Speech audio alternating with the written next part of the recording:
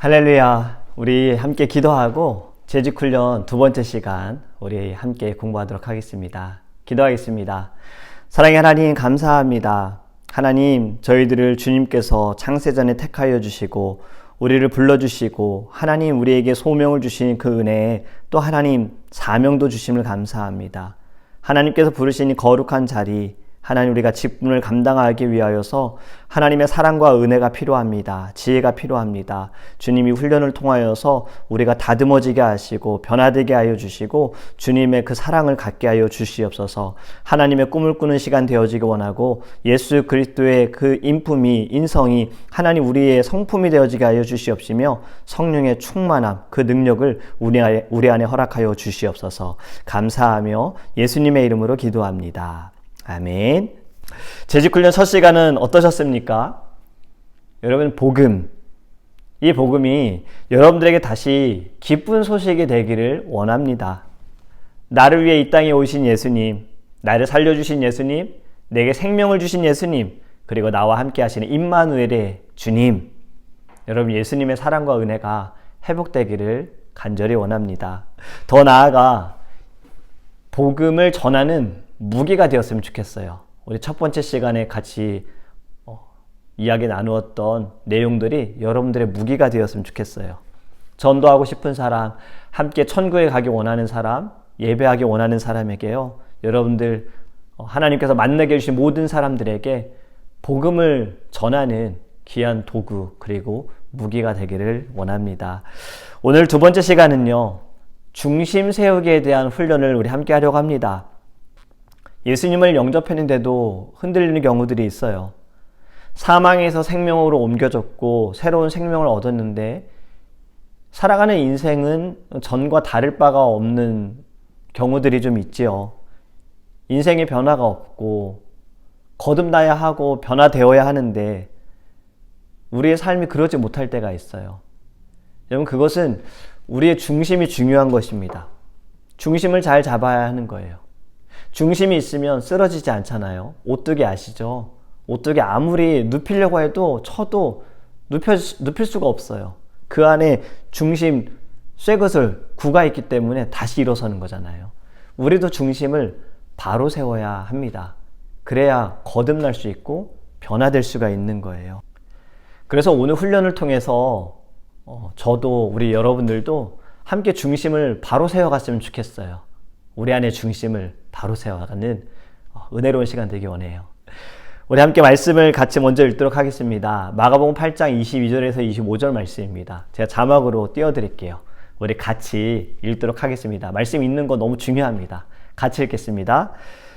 베세다의 이름에 사람들이 맹인 한 사람을 데리고 예수께 나와 손대시기를 구하거늘 예수께서 맹인의 손을 붙잡으시고 마을 밖으로 데리고 나가사 눈에 침을 뱉으시며 그에게 안수하시고 무엇이 보이느냐 물으시니 쳐다보며 이르되 사람들이 보이나이다. 나무 같은 것들이 걸어가는 것을 보나이다 하거늘 이에 그 눈에 다시 안수하심에 그가 주목하여 보더니 나아서 모든 것을 밝히 보는지라. 아멘. 오늘 말씀 여러분들 읽진 않았지만요. 17절과 18절의 말씀을 보면 깨닫지 못하느냐, 보지 못하느냐, 듣지 못하느냐 이런 말씀을 예수님께서 하세요. 이 사건은요. 우리가 볼 때는 하나의 기적이잖아요. 앞을 못 보는 자가 앞을 보는 놀라운 기적의 사건인데 사실 여기에는 영적인 메시지가 담겨져 있습니다. 사람은 오늘 본문의 말씀을 통해서 우리가 좀 살펴보면 사람은 세 단계로 좀 나눌 수가 있어요. 첫 번째는요. 눈은 있는데 보이지 않는 거예요. 오늘 맹인이 그렇죠. 눈은 있지만 앞을 못 보는 경우잖아요. 캄캄하고 뭘 해야 할지 어디로 가야 할지 모르는 거예요. 삶이 늘 절망스럽고 두렵고 환경에 끌려다니고 주변의 사람들로 인해서 지배를 받고 앞이 보이지 않으니까 그냥 사람들이 끌고 가는 대로 끌려만 다니는 것. 이것이 첫 번째 단계인 것 같아요. 눈은 있는데 보이지 않는 것. 두 번째 단계는요. 예수님은 만났어요. 그 눈은 떴어요. 그런데 희미하게 보이는 경우. 사람이 나무로 보인다고 그랬잖아요. 사람을 물질로 보는 거예요. 눈은 떴지만 아직은 육신적인 사람인 거예요. 전의 때가 많이 묻어 있는 거죠. 가치관의 변화도 없고 속사람의 변화도 없어요. 모든 것이 중심이 세상의 사람들과 같은 중심으로 살아가는 것. 이것이 두 번째 단계라고 생각을 해요. 세 번째는요. 영적으로 눈이 열려서 밝히 보이는 단계. 주님이 보이고 세상이 보이고 사람이 보이고 영혼이 보이는 단계. 하나님 나라의 그 가치관, 주님의 나라를 볼 수 있는 단계. 니고데모를 예수님께서 만나시고 그와 대화할 때 이렇게 말씀하셨잖아요. 사람이 거듭나지 아니하면 볼 수 없느니라. 거듭난 사람의 첫 번째 증거는 보는 거예요. 보는 게 굉장히 중요한 거예요. 무엇을 보느냐 중요하겠죠. 근데 어떻게 보느냐가 굉장히 더 중요합니다. 같은 것을 보는데도 어떤 사람은 은혜롭게 보고요. 어떤 사람은 늘 판단하는 거예요. 자, 우리가 민수기 말씀을 나눌 때 12명의 정탐꾼 말씀을 나눴었잖아요. 그들이 보는 게 달랐어요. 같은 걸 보고 왔는데 10명의 정탐꾼은 못 들어가, 돌아가야 돼. 2명의 정탐꾼은 하나님이 주신다고 하셨어. 그들은 우리의 밥이야. 보는 게 달라지잖아요. 여러분은 어떤 단계에 있습니까? 1단계, 2단계, 3단계 어떤 단계에 있으신가요? 이걸 좀 더 자세하게 이야기를 나누기 원해요. 첫 번째 단계는요. 바로 세상에 속해 사는 일반 자연인들인 거예요. 아직도 혈과 육으로만 살아가는 사람들인 거예요. 마가복음 8장 22절, 23절에 보면 눈먼 소경이 나왔잖아요. 이 사람이 앞을 못 보는 것처럼 늘 육에 속해 있는 사람들. 고린도전서 2장 14절에 보면요. 육에 속한 사람은 하나님의 성령의 일들을 받지 아니하나니 이는 그것들이 그에게는 어리석게 보임이요. 하나님의 일들이, 하나님의 역사가 어리석게 보인다는 거예요. 또 그는 그것들을 알 수도 없나니 전혀 알 수 없는 거예요. 그러한 일을 영적으로 분별되기 때문이라. 육의 사람이기 때문에 영적인 일들에 대해서 이해할 수가 없는 거예요. 받아들이는 거예요. 늘 영적으로만 계산하는 거예요. 여러분, 육에 속한 사람은 늘 육으로만 판단을 하고 육으로만 보는 것입니다. 행복하기 위해서 많은 조건들이 필요해요. 무언가가 채워지면 우리는 행복하다라고 느끼는 경우들이 있지요. 그 중에 10가지만 같이 좀 이야기를 나눠보기 원합니다. 첫 번째는 뭘까요? 뭐니 해도 머니다. 네, 돈이죠. 물질은 인생 행복의 필수 조건이다 라고 우리는 이야기를 해요. 생각을 하죠. 돈이 있으면, 많으면, 어카운트를 봤을 때 숫자가 많으면 든든하죠. 부족함이 없으니까. 근데 이런 이야기 제가 또 이것도 여러 번 이야기 나눈 것 같아요. 근데 뭐 처음 듣는 분들도 계시지만 핸드폰을 새로 사면 일주일이 행복하고, 차를 새로 사면 한 달이 행복하고, 집을 새로 사면 1년이 행복하다. 이런 이야기가 있어요. 근데 지금 이건 더 짧아진 것 같아요. 그렇지 않습니까? 핸드폰 일주일 안 가잖아요. 차 한 달 갈까요? 집 1년? 저도 아직 이 집, 새로운 집 산 지 이제 1년 아직 안 됐는데 처음에 감동과 감격은 사실 조금 가라앉은 것 같아요. 여러분, 돈은 있으면 편할 수 있어요. 돈이 있으면 내가 사고 싶은 거, 하고 싶은 거 다 할 수 있지요. 돈이 있으면 편안한 침대를 살 수 있지만 편안한 침대 때문에 우리가 안식을 누릴 수는 없잖아요. 집을 살 수 있지만 행복할 수 없고요. 돈이 있다고 생명을 연장할 수는 없어요. 물론 의료 혜택을 많이 받아서 조금 더 살 수는 있겠지만 영원히 살 수는 없는 거잖아요. 돈 가지고 되는 것이 있지만 안 되는 것도 있다는 것을 저는 말씀을 드리는 겁니다. 그리고 여러분, 돈이 있으면 있는 대로 또 근심하고 걱정하고 염려하는 경우들도 있어요. 물론 이런 시험 받아봤으면 좋겠다 이야기할 수 있는데, 그죠? 없는 것보다 있는 게 낫다라고 생각하니까. 근데 돈이 많은 사람들은 허무함을 많이 느낀대요. 돈이 있어도 행복하지 않다, 이런 얘기를 하는 거죠. 돈이 있는 부자들도 우울증에 빠지기도 하고 또 안 좋은 선택을 하기도 하잖아요. 그렇기 때문에 물질이 행복을 채워주지는 않는 것 같아요. 두 번째, 성공. 내가 열심히 해서 성공하겠다. 성공이 뭘까요? 성공은 개인적이고 주관적인 거 아닙니까? 내 생각대로 안 돼서 힘들어하고 환경적인 것으로 인해 변화지면 성공도 바뀔 수 있잖아요. 성공도 달라질 수 있잖아요. 예전에 어떤 기계, 시티폰이라는 기계가 있었어요. 우리 한국에 오래 사신 분들은 아실 텐데 획기적이었어요. 지금 젊은 분들은 잘 모르실 거예요. 삐삐 페이저를 쓰다가 잠시 시티폰이라는 게 한국에 등장을 했었어요. 이거는 전화를 걸 수만 있는 겁니다. 받을 수는 없어요. 그런데 이 전화를 걸기 위해서는 공중전화 부스 한 50m 안이었던 것 같아요. 50m 안에서만 전화가 터졌고 5명까지만 터졌어요. 6번째 사람은 전화를 못해요. 그래도 획기적이잖아요. 시티폰이라는 게. 가격도 그렇게 비싸지 않았거든요.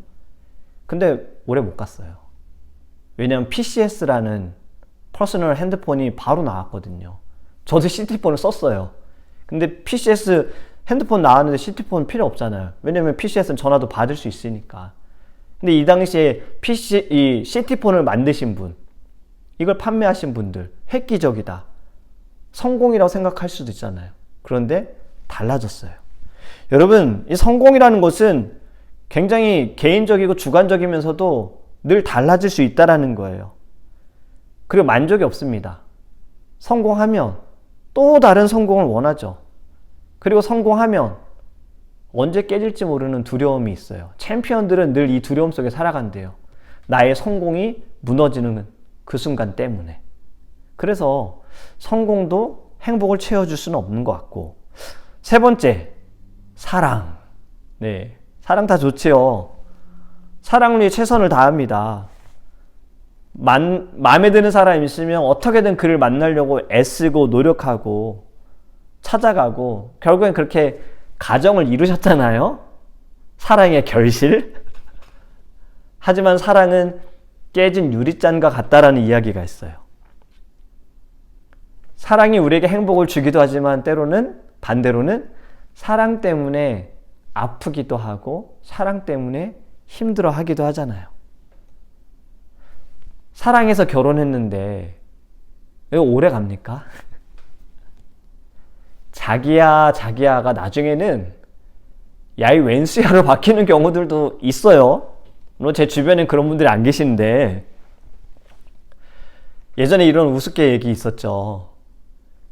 나이가 이제 드신 분들이 이사를 가시는데 남편 할아버지 분이 아내의 구두를 꼭 끌어안고 이사 가는 날 꼭 끌어안고 잠을 잤다고. 그 이유가 나는 버려도 구두는 버리지 않을 거야. 이게 약간 우습게 얘기인데요. 달라지는 걸 저는 말씀을 드리는 거예요. 사랑이라는 것은 우리에게 행복을 주기도 하지만 아프기도 하게 하고 때로는 힘들게 하기도 한다. 그래서 사랑이 완전한 행복을 채워주는 것은 아닌 거죠.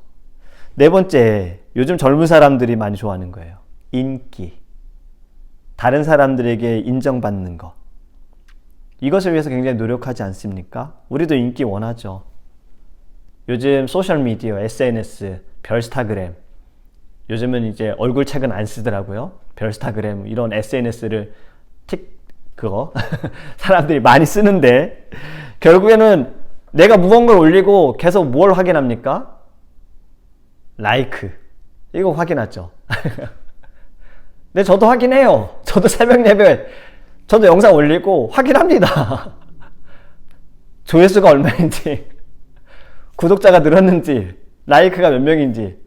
근데 이건 제 인기 때문은 아니죠. 몇 분이 예배를 들으셨는지 저는 궁금해서 보는 거예요. 여러분, 사람들이 인기를 원해요. 왜 요즘에 이렇게 공황장애가 많아졌을까요? 예전에는 공황장애라는 병이 사실은 증상은 있었어도 공황장애라는 것 자체는 없었다고 저는 들었어요. 근데 왜 이게 많아졌을까? 그건 인기가 있음에도 그 자리가 아니면, 인기 있는 자리가 아니면 좀 힘들어지는 거예요. 좀 어려워지는 거예요. 사람들에게 인정받지 못하고 사람들과의 관계에서 어려움을 경험할 때 이러한 증상이 나타난다 그러더라고요. 부부싸움을 많이 하는 경우도 보면요, 되게 어떤 모임을 갔다 오고 나면은 자주 싸운대요. 저 남자는, 저 사람은, 이렇게 서로 비교하다 보니까. 결국에 인정받는 것은 무엇입니까? 내 중심적인 거잖아요. 나를 나타내고 싶은 것. 근데 그 사람들이 나에게 관심이 없을 때에는 어렵고 힘들어요. 그렇기 때문에 결국엔 인기도 행복이 될 수 없다. 5번째, 지식이 많으면 행복할 것이다 라고 생각을 하는데, 지식 많으면 많을수록 행복할까요? 알면 알수록 모르는 게 사실 우리 자신 아닙니까? 공부하면 할수록 우리는 우리 잘 몰라요. 몰라서 불행하다라고 생각하는데 모르는 게 약이다라는 말도 있잖아요.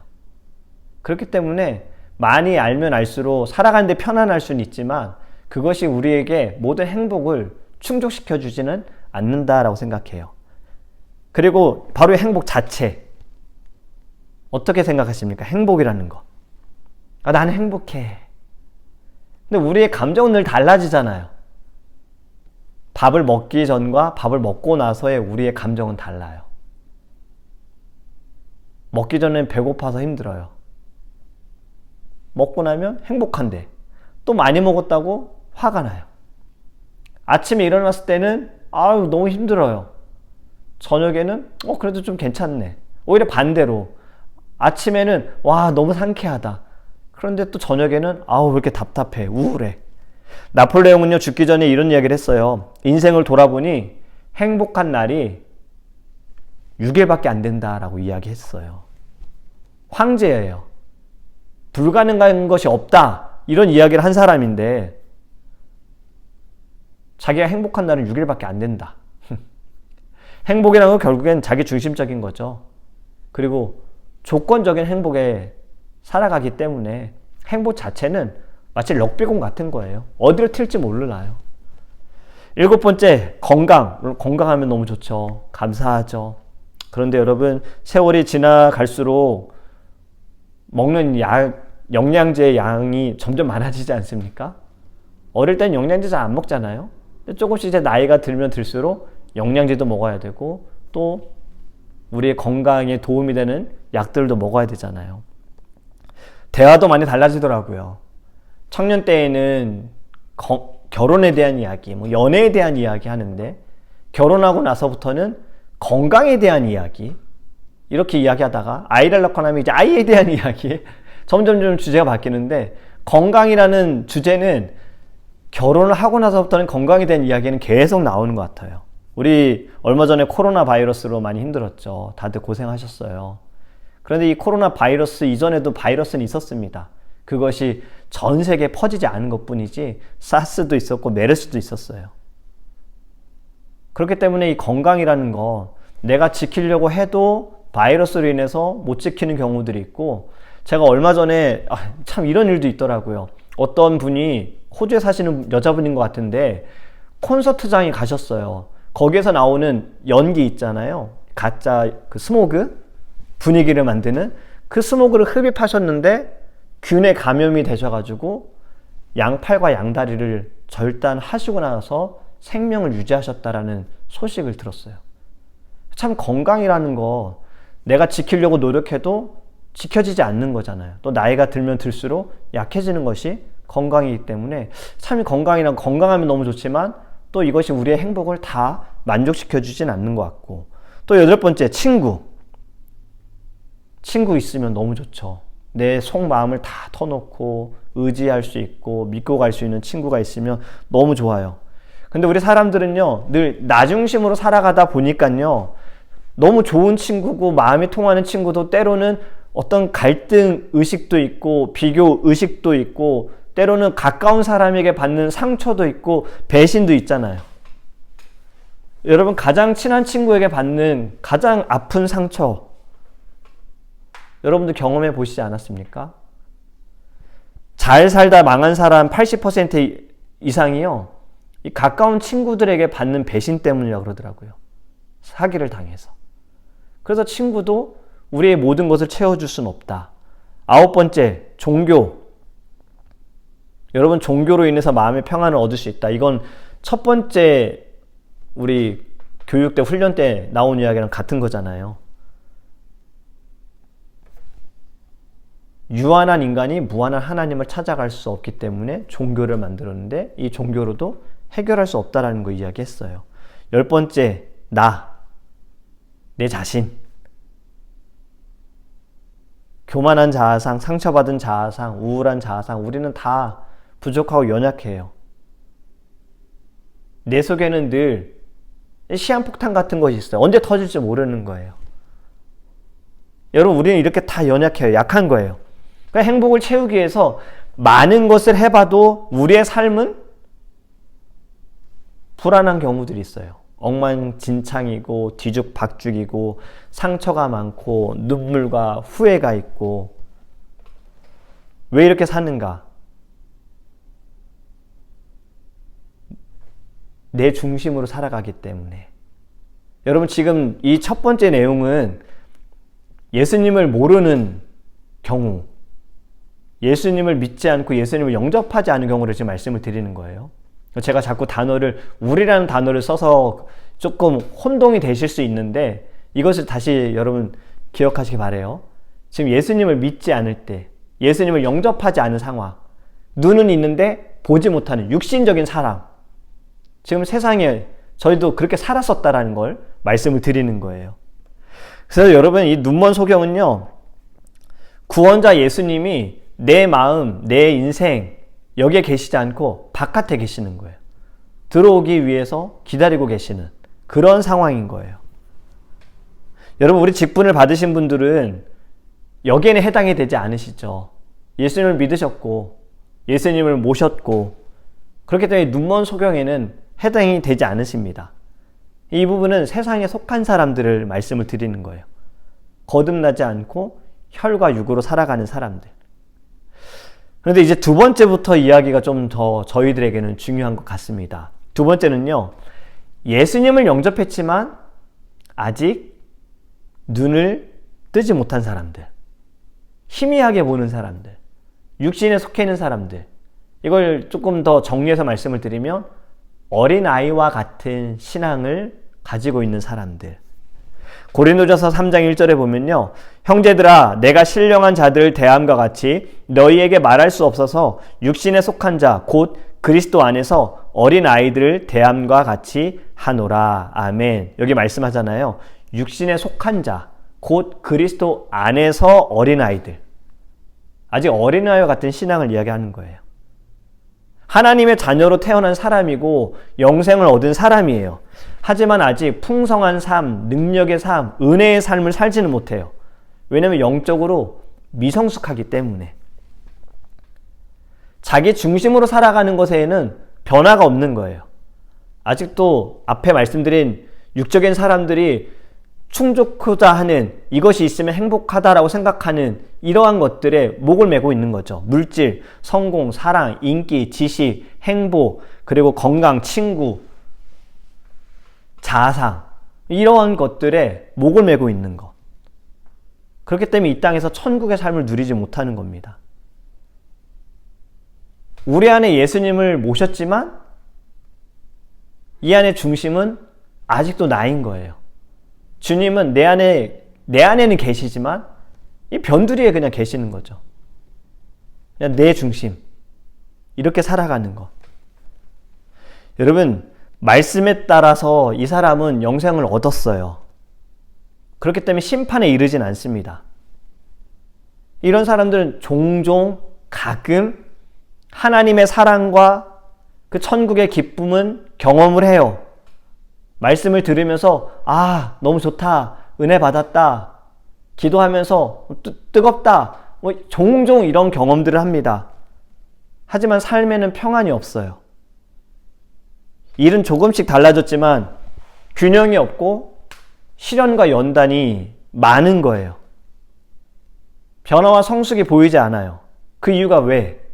마음의 중심이 아직 나이기 때문에, 주님이 아니셔서, 나를 왕으로 생각하기 때문에, 내가. 예수님을 믿고 교회는 열심히 다니지만 열매가 없는 거죠. 삶의 열매가 없는 거예요.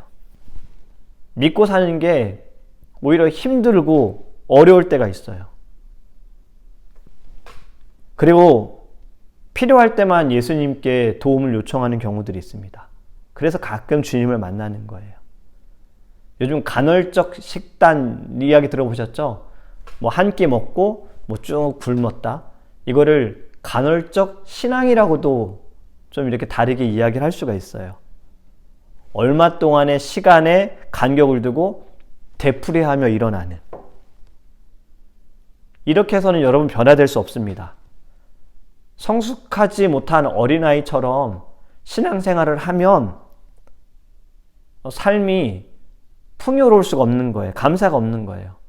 늘 어떻게 살 것인가 라는 문제에 거기에 늘 부딪힐 수밖에 없어요. 그렇기 때문에 여러분, 이제 마지막 세 번째, 우리는 여기 2단계로 가야 하는 거예요. 지금 우리는 1단계 지나왔고 2단계, 그리고 이제 3단계로 가야 하는 거죠. 물론 지금 3단계 계신 분들도 계시죠. 우리 직분을 받으신 분들, 3단계. 늘 저는 이 말씀을 드리는 거예요. 3단계 안에 머물러야 한다. 3단계는 어떤 사람입니까? 예수님을 구주로 영접하면서 내 중심에 예수님을 앉혀드리는 거예요. 이것을 정리해서 말씀을 드리면 성령 충만한 사람입니다. 예수님이 나의 구주이신 것뿐만이 아니라 예수님은 나의 왕이시고 예수님은 나의 주인이시다. 첫 번째 시간은 복음의 핵심이라면 지금 두 번째 시간은요, 이 복음의 정점, 복음의 열매인 거예요. 하나님의 나라가 이 땅에 임한다는 것, 그것은 예수님을 나의 인생의 왕으로서 예수님이 나를 다스려 주시고 나를 이끌어 주시면 우리는 이 땅에서도 천국의 삶을 사는 것입니다. 영생 얻은 것에 만족할 것이 아니라 여기에서도 나는 주님과 함께함으로, 아니 주님이 나를 다스려 주심으로 나는 이곳에서도 천국의 삶을 산다. 그것이 성령으로 살아가는 사람인 줄 믿습니다. 지금 여기 소경 1단계에는 눈은 있으나 보지 못했고 2단계에는 눈은 떴으나 희미하게 보이고 3단계에는 명확하게 보였잖아요. 밝게 보여지는 거예요. 고린도전서 2장 12절에요. 우리가 세상의 영을 받지 아니하고 오직 하나님으로부터 온 영을 받았으니, 하나님으로부터 온 영, 성령을 받았으니 이는 우리로 하여금 하나님께서 우리에게 은혜로 주신 것들을 알게 하려 하심이라. 아멘. 성령을 받으니 성령을 받음으로 알게 하신다. 육적인 사람은 육적인 생각만 하지만 성령을 받은 사람은 성령의 생각만 하는 거죠. 예수님을 내 안에 모시고 예수님이 중심이 되는 삶. 갈라디아서 2장 20절에 이렇게 말씀합니다. 내가 그리스도와 함께 십자가에 못 박혔나니 그런즉 이제는 내가 사는 것이 아니요 오직 내 안에 그리스도께서 사신 것이라. 그 다음 말씀. 이제 내가 육체 가운데 사는 것은 나를 사랑하사 나를 위하여 자기 자신을 버리신 하나님의 아들을 믿는 믿음 안에서 사는 것이라. 아멘. 지금 이 말씀에는요, 두 종류의 나가 있는 거예요. 한쪽의 나는 옛사람의 나고 다른 쪽의 나는요, 새사람의 나인 거예요. 옛사람의 나는요, 십자가에 못 박혀 죽음으로 회개하게 됐고, 이제 새사람의 나는 예수님을 구주로 영접함으로 인하여서 주님이 내 안에 들어오시고 내 삶에, 내 인생에, 내 모든 것에 중심이 되어지는 것이 새사람이 되는 겁니다. 니고데모와 예수님의 대화, 거듭나야 한다라고 말씀드렸잖아요. 이 거듭난다라는 것은 약간의 변화, 달라지는 것이 아니라 아예 뱃속으로 들어가느냐 이런 질문을 했었는데 이거는 다시 태어나는 것을 말하는 거예요. 성령과 물로 거듭나는 것. 복음의 말씀과 성령의 역사로 우리는 다시 태어나야 하는 거예요. 변화라는 것보다 새롭게 태어나는 것. 이전에 나는 완전히 버리고 새 사람이 되는 것. 여러분, 예수님께서 죽으실 때 나의 옛사람과 함께 죽었고 예수님의 부활하심으로 우리는 새 사람이 된 거예요. 이것이 성령 세례입니다. 요한계시록 3장 20절에 우리 첫 번째 시간에도 이야기 나눴던 건데, 볼지어다 내가 문 밖에 서서 두드리노니 누구든지 내 음성을 듣고 문을 열면 내가 그에게로 들어가 그와 더불어 먹고 그는 나와 더불어 먹으리라. 아멘. 예수님은 나로 더불어 먹고 나는 예수님과 더불어 먹는다. 예수님의 계획과 뜻이 나를 도구로 사용하셔서 하나님께서 일하신다. 그렇기 때문에 예수님은 우리와 더불어 사는 것. 이것이 바로 성령의 사람, 신령한 사람이라고 말할 수 있어요. 여러분, 하나님 중심 세우기, 예수님 중심으로 살아가는 거예요.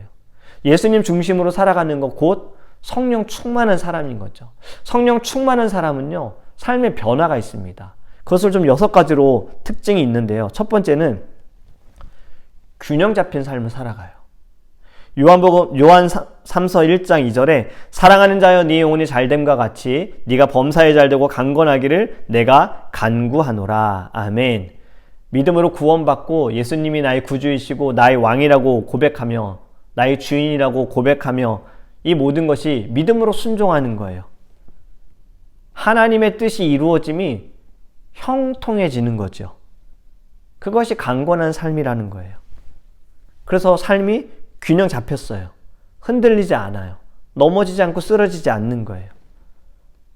두 번째는 풍성한 삶입니다. 요한복음 10장 10절에 도적이 오는 것은 도둑질하고 죽이고 멸망시키려는 것뿐이요 내가 온 것은, 주님이 오신 것은 양으로 생명을 얻게 하고 더 풍성히 얻게 하려는 것이라. 아멘. 영생만 주는 것이 아니라 풍성한 삶, 승리하는 삶, 열매 맺는 삶을 살게 하신다. 예수님은 우리를 구원만 하신 것이 아니라 번성케 하시기 위해 이 땅에 오셨다. 그래서 풍성한 삶을 살게 하시는 거예요. 세 번째는 형통한 삶. 앞에서 말씀드렸죠. 시편 1편 3편에 그는 시냇가에 심은 나무가 철을 따라 열매를 맺으며 그 잎사귀가 마르지 아니함 같으니 그가 하는 모든 일이 다 형통하리로다. 아멘. 생명력이 넘치는 열매를 풍성히 맺고 형통해진다. 공급을 받는데 이것이 마르지 않는 거예요. 하나님께 계속해서 공급을 받는 거예요. 사랑을 공급받고 말씀을 공급받고 그것으로 인해 형통해진다. 네 번째는 선을 이루는 삶입니다. 로마서 8장 28절에 우리가 알거니와 하나님을 사랑하는 자 곧 그의 뜻대로 부르심을 입은 자들에게는 모든 것이 합력하여 선을 이루느니라. 아멘. 인생의 참 주인이 누구인지 바로 잡히면 모든 것이 합력하여 선을 이룬다라는 이 놀라운 뜻을, 이 놀라운 비밀을 발견하게 됩니다. 이 신비를 체험할 수가 있는 거예요. 환경과 삶을 예수님께서 다스려 주시고 고난이 고난으로 끝나는 것이 아니라 하나님의 축복이 나타나게 되어지는 놀라운 비밀을 경험하게 될 줄 믿습니다. 다섯 번째는요, 성화, 거룩해지고요, 또 영화롭게 되는 삶을 살게 되는 거예요. 로마서 8장 30절에 또 미리 정하신 그들을 또한 부르시고 부르신 그들을 또한 의롭다 하시고 의롭다 하신 그들을 또한 영화롭게 하셨느니라. 아멘. 영화롭게 성숙한다. 이것은 예수님을 닮아가는 거예요. 모든 부분에서 하나님의 오리지널 디자인을 이뤄가는 삶인 겁니다. 하나님의 형상을 회복하는 삶인 거예요. 하나님의 꿈이 나의 꿈이 되고 예수님의 성품이 나의 인격이 되는 것. 주의 성품이 나의 인격이 되는 것. 이것이 거룩한 거예요. 성화되는 거예요. 성령을 받은 자들은요, 어린 아이와 같은 신앙이 아니라 이젠 성숙한 신앙으로 생활을 하는 거죠. 마지막 성령 충만한 삶. 에베소서 5장 18절. 술 취하지 말라. 이는 방탕한 것이니 오직 성령으로 충만함을 받으라. 아멘. 어떤 것에도 지배를 받지 말고 성령께 지배를 받아라. 예수님께 다스림을 받아라. 성령 충만하면 복음의 기쁨이 넘친다. 믿음의 권능이 생긴다. 그리고 성령의 열매가 맺어지게 된다. 아멘. 이제 좀 정리해 보겠습니다. 우리 오늘의 내용은요, 직분을 맡으신 분들뿐만이 아니라 예수님을 믿는 모든 분들은요, 하나님의 자녀들은요, 이 복음이 우리 안에 다시 한번 생명이 되어지고 길이 되어지고 우리를 거듭나게 하는 삶으로 우리가 하나님께 나아가야 하는 거예요. 그렇기 위해서 우리의 중심을 바로 세워야 하는 겁니다. 예수 그리스도가 내 모든 것의 중심이 되셔야 하는 거예요. 나는 그분의 발 앞에 엎드려 그분의 말씀에 귀를 기울이고 그분께 순종해야 하는 겁니다. 지금 이 시대에 교회가 세상에 왜 선한 영향력을 끼치지 못할까? 왜 칭찬을 받지 못할까? 그 이유가 뭘까요? 교회 안에 아직도 세상적인 마음과 세상적인 방법이 가득하기 때문에 그렇습니다. 세상의 방법으로 행하는 것, 세상의 마음으로 보는 것. 이런 이야기 들어보셨잖아요. 교회에 문제 있는 사람들만 모인다. 연약한 사람들만 교회에 모인다. 틀린 말은 아니죠. 그런데 계속 문제를 가지고 있지는 않아야 하죠. 말씀을 통해서 문제를 해결하고 성령 충만함을 통해서 어떤 문제를 만나도 문제를 받아들이지 않는 성령의 권능을 가져야 하는 거예요. 훈련을 지금 하는 저도 부족하고 연약한 사람입니다. 그래서 저부터 우리 직분을 가지고 계신 분들, 받으신 분들, 이제 받으실 분들, 우리 늘 성령 충만을 구하기 원해요. 제가 초반에 성령 충만한 교회에 대한 말씀을 우리 교회에서 전해드렸었잖아요. 성령이 역사하시지 않으면 하나님이 기뻐하시는 교회가 될 수가 없고, 성령이 교회를 세우시지 않으면 칭찬받는 교회가 될 수 없고, 교회다운 교회가 될 수 없다라는 것. 사단의 공격에 흔들림이 없는 교회가 되기 위해서요, 우리 직분을 맡으신 분들과 제가 성령 충만해야 합니다. 늘 성령으로 보아야 하고요. 성령으로 들어야 하고요. 성령으로 말해야 하고요. 성령으로 생각해야 하고, 성령으로 받아들여야 하고, 성령으로 간구하고, 성령으로 찬양하고, 성령으로 기도해야 하는 거예요. 여러분, 그럴 때 우리 교회에 혹시라도 다양한 분들 오시죠. 어려움이 있는 분들, 힘든 분들, 문제가 있는 분들 오셔서 성령 충만한 우리들을 통하여서 하나님께서 그들에게도 성령의 역사하심으로 놀라운 거듭나는 은혜가 우리 안에 있게 될 줄 믿습니다. 그렇기 때문에 여러분, 우리의 인생의 중심, 우리의 삶의 중심에서 이제 우리 내려갑시다. 저도 여러분들도 중심에서 이제 내려가요. 그래야 예수님이 그 자리에 앉으세요. 예수님이 중심에 계셔야 돼요. 내가 중심에 있으면 우리 그냥 쓰러져 버리는 거예요. 근데 주님이 중심에 계시면 쓰러지지도 않고, 쓰러져도 또 일어서고 다시 일어서고. 여러분, 우리 예수님을 우리 중심에 모시기를 간절히 원합니다. 오늘로서 이제 두 번째 이야기, 우리 시간, 중심 세우기.